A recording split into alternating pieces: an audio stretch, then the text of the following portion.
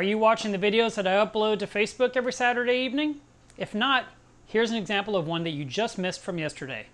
At MACNA this year, as well as other reef events, you may have heard of Bula Buddies. But there's actually more of a story behind it than just a book for children. It's about the ADEproject. So I talked with Walt Smith and I wanted to know more details. So here's my interview with him. ADE, as you know, evolved out of what we were doing in our private company, Walt Smith International.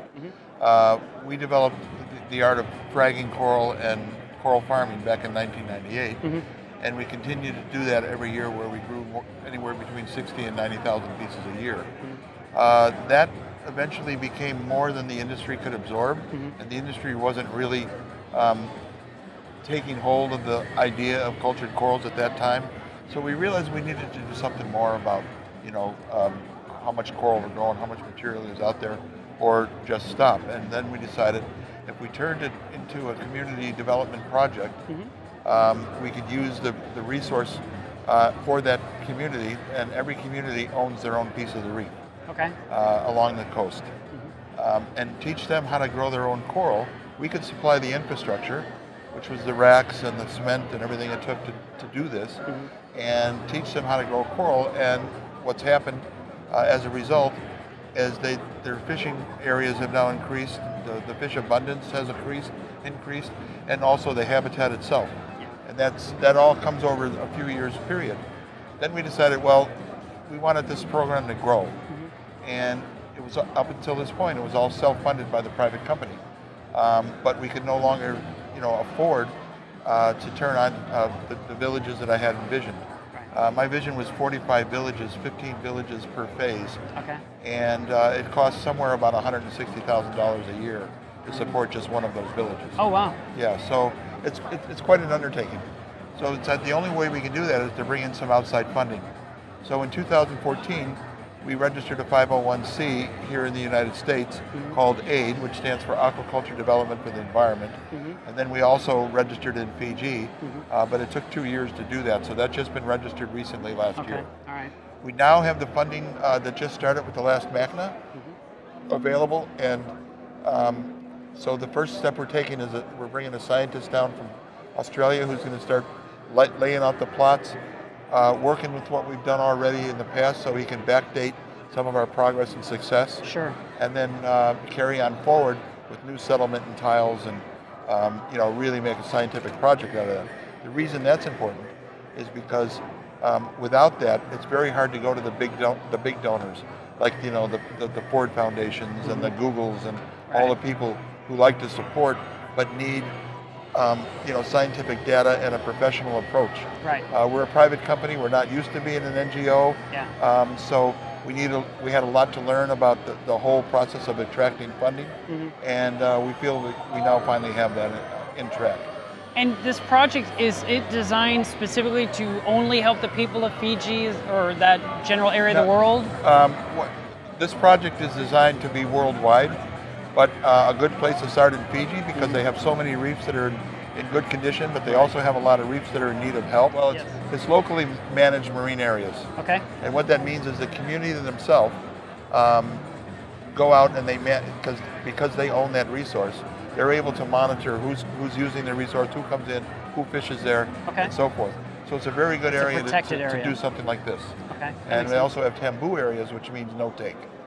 And that's also a good area to do it. Taboo? It's almost like taboo. Yeah, taboo. Yeah. Okay, that's what it sounded like you said. Okay. But in Fiji, the language goes where it's spelled T-A-B-U, but it's pronounced tambu.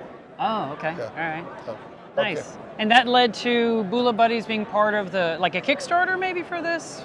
Bula Buddies was a project that one night in 2004 I woke up, in the morning with sweat on my face, and I looked at my wife and I said, I got to write a story about these little blue people under the water that are helping the reef. We are familiar with bringing a lot of schools to our facility and teaching the young, but we had no resource to give them to let them learn or be interested.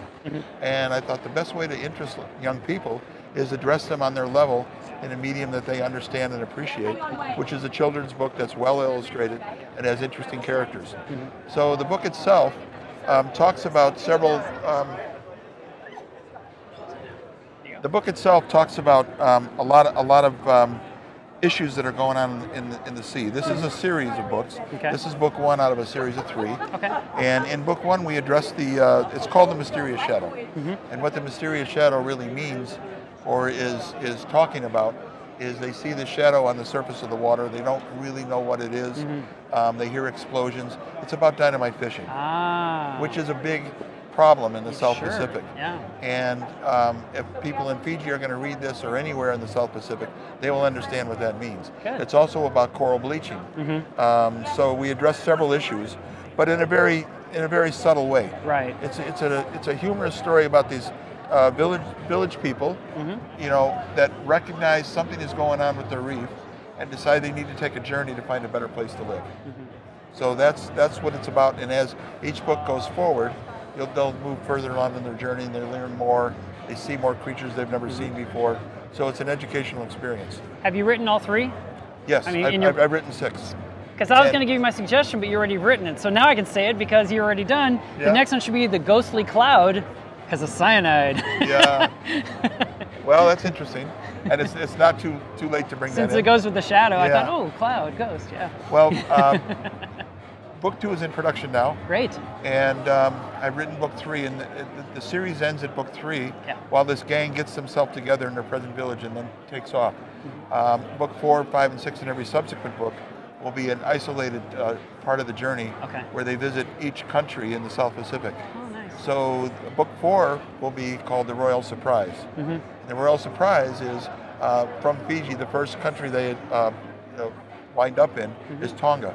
Tonga is a kingdom, and it's a monarchy, so that's why we call it the Royal Surprise. I like that. And they get to meet the king, and they learn different customs, because I spent 7 years in Tonga myself, so the customs in Tonga and Fiji are completely different.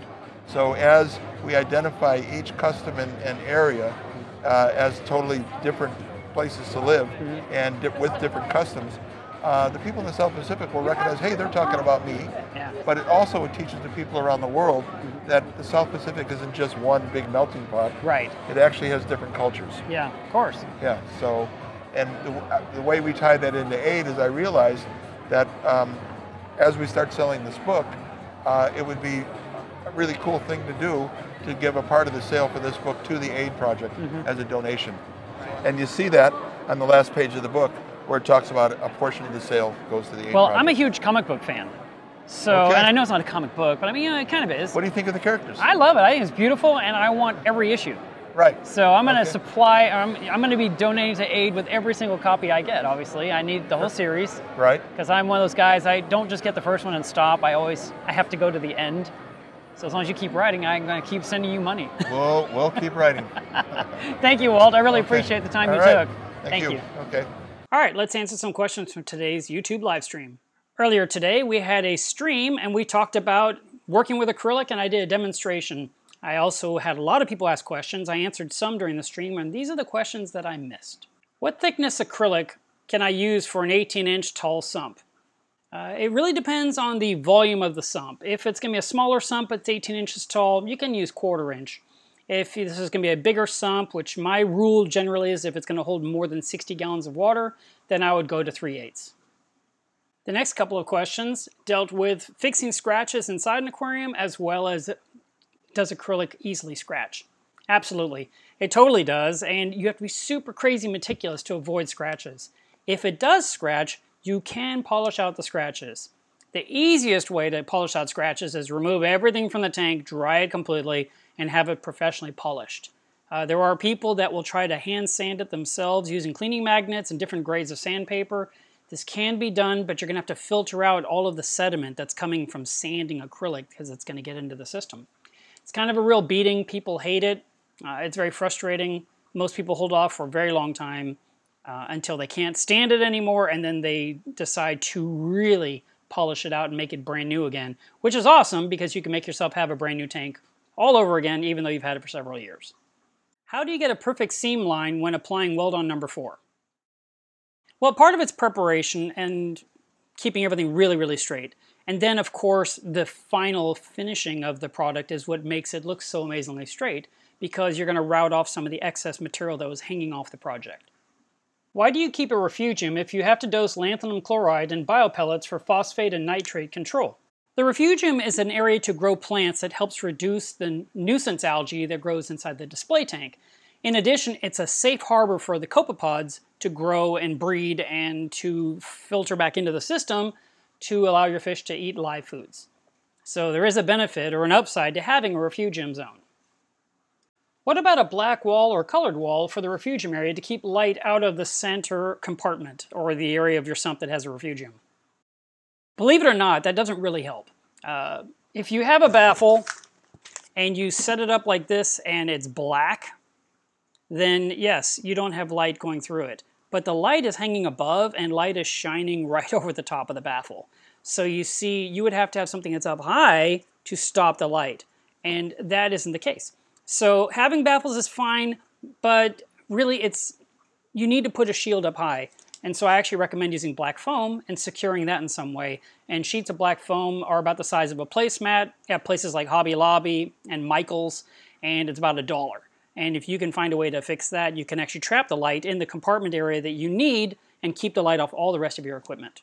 Do you still use a router to remove acrylic excess? Or do you glue at the exact measure and avoid routing away the surplus? For example, the bottom with the sides of a sump. No, actually, every project I build has a little bit of overhang, about 1/8 of an inch. And that tiny bit sticks out for the glue to lie down on top of as I'm working, and then the router will trim it off and give me that perfect exact seam that looks like I made it magically. A lot of the gear you have on your site is beautiful. I just don't know how to use them. Can you demo some of them? That's actually a great suggestion, and there's a lot of information that's being shared through my website and through this page and also on my YouTube channel.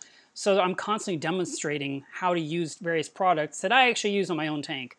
There's things that I sell that I use because I totally trust them, and there's things I've invented. I've just made from acrylic and said this will make my life better, and then people said I want one too. So I'm going to work on that. I'm going to try to do more demos or more explanations of hands-on of how things work to make your life a lot easier. Have you ever made an acrylic fish trap? Well, yes, I have. Just this last week, I shipped one out to a new customer. Who is the photo on your Instagram account? Why, that would be me. I was being silly at one of the reefing events. I believe this one took place in Florida. Does the router mind the thickness of the blue tape? Well, yeah, the blue tape is a little bit thicker. It's raised up off the surface of the acrylic, so you will have a very slight overhang of the acrylic. If you were to not have the tape, though, you'd have to polish out any scratches created by the bearing of the router bit. How do I get a hold of you to get some custom acrylic work done? You can send me an email. You can reach out to me through this page. There's private messages. That all works. My email address is sales@melevsreef.com. Can you ship to Brazil?